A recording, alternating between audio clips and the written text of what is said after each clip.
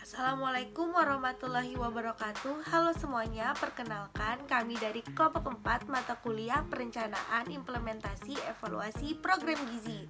Di sini saya Indah Aryani bersama kedua teman saya, Husnul Khofifa dan Ashifa Salsabila Rahmi akan menjelaskan hasil diskusi kami mengenai jurnal yang berjudul Intervensi Edukasi Gizi Tingkatkan Konsumsi Ikan pada Anak Sekolah di Indonesia, hasil uji coba kontrol acak berbasis perilaku. Selamat menyaksikan video kami. Berdasarkan Indonesia Family Life Survey, prevalensi anemia pada anak usia 5 hingga 12 tahun menurun dari 36,4% pada tahun 2000 menjadi 20,6% pada tahun 2008.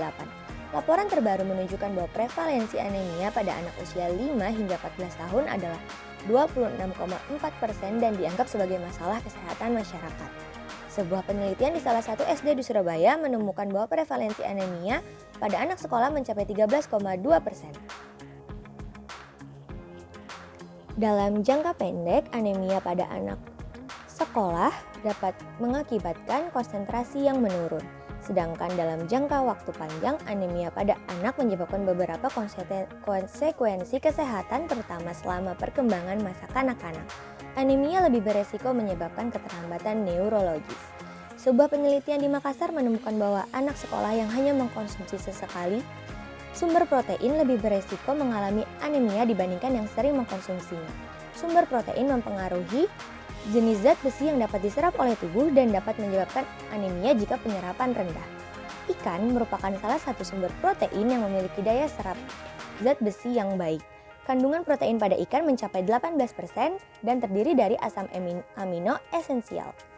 TBP atau Theory of Planet Behavior menangani potensi perubahan dalam keinginan peserta, niat, sikap, counter perilaku yang dirasakan dan keterampilan untuk mencapai hasil perilaku yang diinginkan dari peningkatan konsumsi ikan.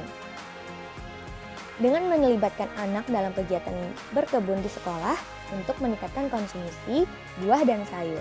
Peningkatan konsumsi ikan dapat dipicu dengan melibatkan anak dalam kegiatan budidaya ikan di kolam sekolah atau raised bed pool. RBP, pemanfaatan RBP hanya sebatas sebagai sumber protein hewani dan potensi untuk digunakan sebagai media edukasi gizi masih belum banyak diketahui. Dengan menggunakan media RBP dalam pendidikan gizi sebagai pengingat instan bagi anak sekolah, diharapkan dapat meningkatkan niat anak sekolah untuk makan ikan atau mengkonsumsi ikan. Metode dan sampel penelitian ini dilakukan di SD Sidotopo Wetan 1 dan SD Sidotopo Wetan 2.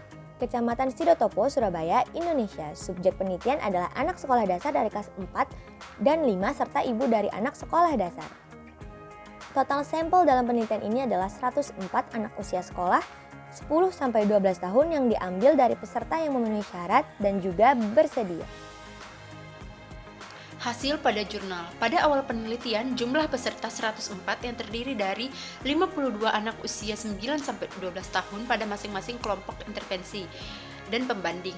Namun, 2 anak dalam kelompok intervensi dikeluarkan karena tidak menyelesaikan semua dari 6 sesi pendidikan. Tingkat putus sekolah dari kelompok intervensi adalah 3,8%. Dengan demikian, hasil analisis dari 102 sampel lainnya mampu menggambarkan rata-rata usia anak sekolah dasar adalah 11,5 tahun dan tinggi rata-rata mereka sekitar 145 cm. Rata-rata berat badan kelompok kontrol sedikit lebih tinggi 43,76 kg dibandingkan kelompok intervensi 39,6 kg. Sayangnya, 2 anak pada kelompok kontrol tidak dapat menyelesaikan karakteristik rumah tangga, tetapi mereka dapat menyelesaikan studi sehingga dapat dianggap data hilang. Oleh karena itu, akhir penelitian, meskipun seperti yang terlihat pada hanya 50 anak di setiap kelompok yang disajikan sesuai karakteristik rumah tangganya. Keluarga responden sebagian besar adalah keluarga inti 80%, ibu melek huruf 92% dan tamatan LTA 46%. Sebagian besar ibu responden adalah ibu rumah tangga 85% dan sebagian besar ayah responden adalah tamatan SLTA 85%. Sebagian besar pendapatan keluarga berkisar antara 500.000 hingga 2 juta rupiah. Rata-rata pendapatan dan hasil keluarga pada kelompok intervensi sedikit lebih tinggi dibandingkan kelompok kontrol, namun tidak ada perbedaan yang berarti. Setelah diberikan edukasi gizi selama 3 bulan yang terdiri dari 6 sesi edukasi, terlihat ada peningkatan yang signifikan pada sikap anak terhadap skor konsumsi ikan. Dapat dilihat secara signifikan mengubah sikap anak-anak terhadap konsumsi ikan ditemukan pada kelompok intervensi. Perilaku itu sendiri dikategorikan dalam beberapa kategori seperti sikap anak terhadap konsumsi ikan minimal 2 kali seminggu, konsumsi ikan setiap hari bermanfaat bagi kesehatan, dan sikap dianggap sebagai kebiasaan yang baik. Perubahan norma subjektif anak pada konsumsi ikan setelah 3 bulan intervensi menunjukkan skor rata-rata yang beragam dari norma subjektif anak-anak yang terkait dengan sugesti konsumsi ikan. Beberapa norma subjektif anak-anak pada kelompok kontrol mengalami penurunan dibandingkan dengan kelompok intervensi yang memiliki kecenderungan meningkat. Namun, hasil uji berpasangan tidak menunjukkan hasil yang signifikan dalam peningkatan dan penurunan skor rata-rata norma subjektif konsumsi ikan kelompok kontrol dan intervensi. Perubahan kontrol perilaku yang dirasakan anak terhadap konsumsi ikan setelah 3 bulan intervensi menunjukkan skor rata-rata beragam dari kontrol perilaku yang dirasakan anak terkait dengan sugesti konsumsi ikan.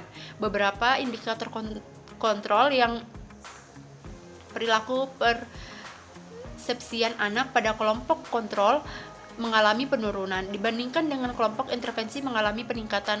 Kontrol perilaku persiapan, meskipun tes berpasangan tidak menunjukkan perbedaan yang signifikan, peningkatan dan penurunan skor rata-rata kontrol perilaku yang dirasakan anak dalam konsumsi ikan. Perubahan niat anak terhadap konsumsi ikan setelah 3 bulan intervensi, hasil edukasi gizi dengan menggunakan kegiatan budidaya ikan di sekolah. Pada penelitian ini tidak berkontribusi pada perubahan yang signifikan pada niat anak-anak untuk mengkonsumsi ikan. Perubahan konsumsi ikan anak-anak setelah intervensi 3 bulan. Salah satu penemuan penting dalam penelitian ini adalah bahwa terdapat peningkatan yang signifikan dalam jumlah ikan yang dikonsumsi oleh siswa pada kelompok intervensi setelah 6 sesi pendidikan dan kegiatan budidaya ikan di sekolah, sedangkan pada kelompok kontrol tidak terjadi di jumlah ikan yang konsumsi dalam sehari setelah 3 bulan dilakukan penelitian. Pada kelompok intervensi, jumlah konsumsi ikan dalam sehari terlalu kecil, sehingga peningkatan jumlah konsumsi ikan tidak tergambar dalam peningkatan asupan energi, protein, dan lemak. Pada kelompok kontrol, peningkatan ikan tidak berubah dengan peningkatan energi, protein, dan lemak. Perubahan pengetahuan anak tentang pentingnya konsumsi ikan setelah 3 bulan intervensi menunjukkan bahwa terdapat peningkatan yang signifikan pada pengetahuan anak terkait manfaat konsumsi ikan pada kelompok intervensi dengan 6 sesi pendidikan gizi selama 3 bulan dan penggunaan media kolam ikan. Namun, kelompok kontrol hanya materi pendidikan tercetak juga menunjukkan peningkatan yang signifikan dalam pengetahuan terkait dengan pentingnya konsumsi ikan. Selanjutnya, dalam studi ini, responden secara khusus belajar lebih banyak tentang konsumsi ikan, termasuk manfaatnya, bagaimana menyikapinya, dan bagaimana rasanya, yang dapat membantu memfasilitasi dan meningkatkan konsumsi ikan mereka. Diketahui bahwa anak sekolah membutuhkan pola makan yang baik untuk tumbuh dan berkembang dengan baik. Intervensi berbasis Theory of Plant Behavior atau TPB dengan menggunakan Raised Bed Pool atau RBP dalam penelitian ini menunjukkan bahwa pendidikan gizi dalam kurun waktu 3 bulan telah memberikan hasil yang signifikan. Dampaknya terhadap perilaku siswa yang terdiri dari sikap, norma, subjektif, persepsi, pengendalian perilaku, pengetahuan, dan jumlah terhadap konsumsi ikan. Pendekatan ini dibuktikan pada penelitian sebelumnya bahwa setelah pendidikan gizi intensif selama 3 bulan melakukan lokakarya, penggunaan video dan foto voice telah secara signifikan meningkatkan konsumsi ikan lebih dari 5 gram per hari. Edison berpendapat bahwa perubahan pola makan sehat akan lebih mudah dilakukan jika dilakukan pada tahap paling awal, Masa kanak-kanak telah diidentifikasi sebagai masa kritis untuk perkembangan pola makan yang mengarah ke arah dewasa. Mengingat pentingnya gizi yang baik pada masa kanak-kanak untuk mencapai tumbuh kembang yang sehat, perilaku makan sehat anak dicerminkan oleh perilaku makan orang tua. Salah satu praktik pola makan sehat yang masih perlu ditingkatkan pada anak adalah kebiasaan konsumsi ikan. Data terakhir Survei Nasional tahun 2014 menunjukkan konsumsi ikan dan produknya pada anak-anak masih terbatas, yakni sebesar 70,7 gram, lebih rendah dibandingkan dengan kelompok dewasa dan lanjut usia. Sedangkan ketersediaan ikan di Indonesia cukup tinggi. Ikan merupakan salah satu jenis protein yang dianjurkan dikonsumsi oleh anak-anak karena kandungan lemaknya yang baik yang bermanfaat untuk perkembangan otak dan juga kandungan zat besi yang tinggi sehingga dapat menurunkan risiko anemia. Penelitian kami mengungkapkan bahwa Raised Bed Pool sebagai media intervensi pendidikan nutrisi berhasil meningkatkan konsumsi ikan. Hal ini menegaskan bahwa TPB edukasi gizi ditambah dengan Raised Bed Pool yang ditinggikan sebagai media nutrisi yang efektif, meningkatkan perubahan perilaku yaitu pengetahuan, sikap, kontrol perilaku yang dirasakan dan niat. Terkait dengan konsumsi ikan, pendidikan gizi TPB tetap perlu sebagai yang utama untuk menyampaikan pesan tentang pentingnya mengonsumsi ikan kepada anak sekolah.